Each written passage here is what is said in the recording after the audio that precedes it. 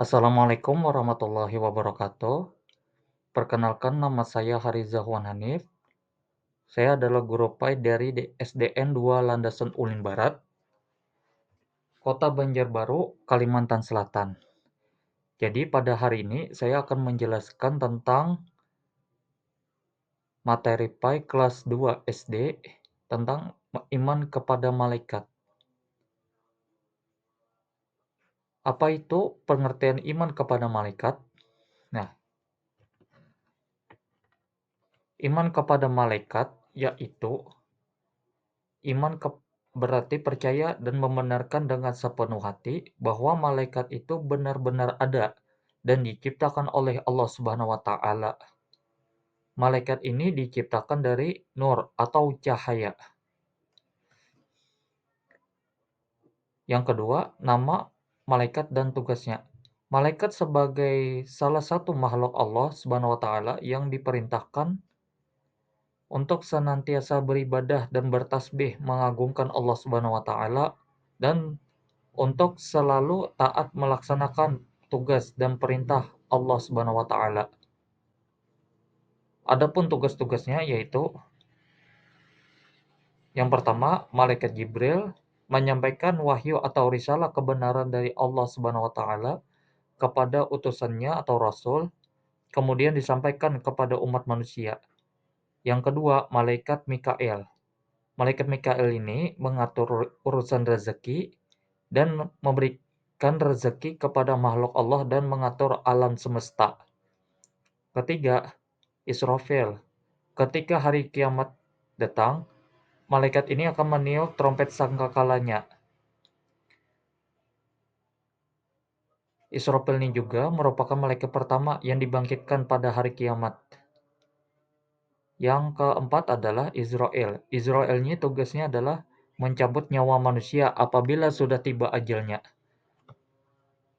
Malaikat ini akan mencatat serta menghapus nama manusia saat lahir dan mati.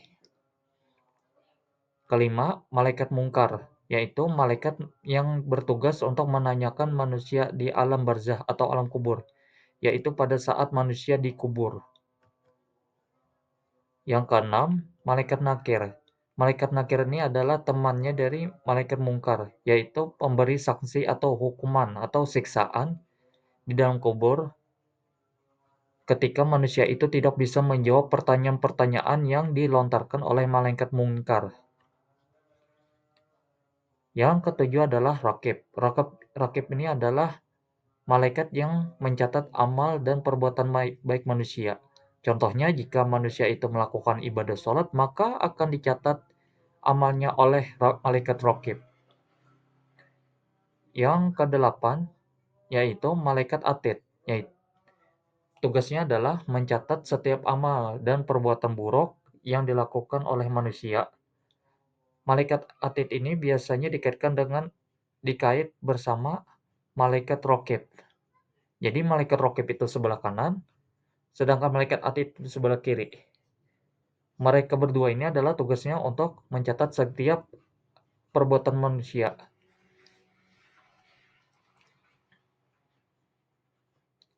Kesembilan yaitu malaikat Malik. Malaikat Malik ini adalah malaikat yang bertugas untuk menjaga pintu neraka.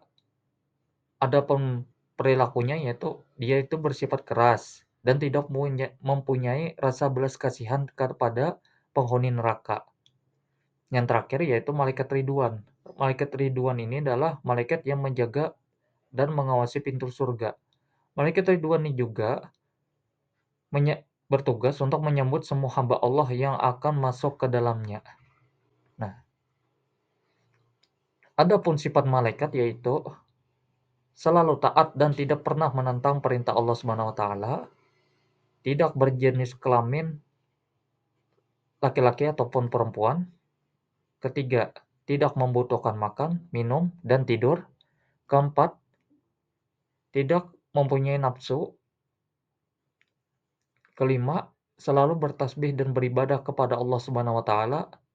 Keenam, dapat menjelma berbagai bentuk sesuai kehendak Allah Subhanahu wa taala.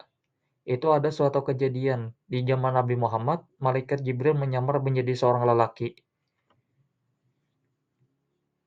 Yang ketujuh, selalu benar dan tidak pernah berbohong. Kedelapan, selalu memintakan ampun bagi orang-orang yang beriman. Kesembilan, tidak beranak, tidak berayah, tidak beribu, karena malaikat tidak menikah. Kesepuluh, yang terakhir, selalu disiplin, yaitu mau melaksanakan perintah Allah Subhanahu wa taala. Ini adalah membedakan malaikat dengan makhluk yang lain. Nah, teman-teman bisa melihat di sini, malaikat diciptakan oleh cahaya, sifatnya selalu patuh kepada Allah, tidak memiliki hawa nafsu, selalu bertasbih dan tidak sombong. Tujuan penciptaannya adalah untuk taat dan selalu melaksanakan tugas sesuai bidangnya masing-masing. Adapun hikmah kita beriman kepada malaikat yaitu sebagai kebuktian keimanan seseorang.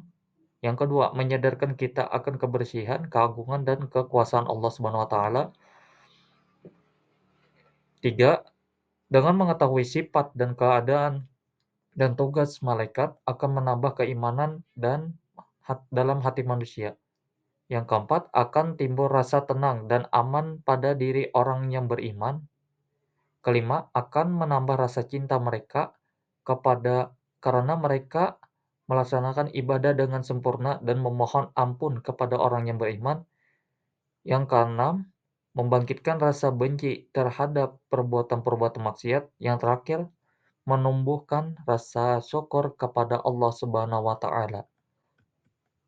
Terima kasih sudah mengikuti pelajaran pada hari ini. Selamat beristirahat. Assalamualaikum warahmatullahi wabarakatuh.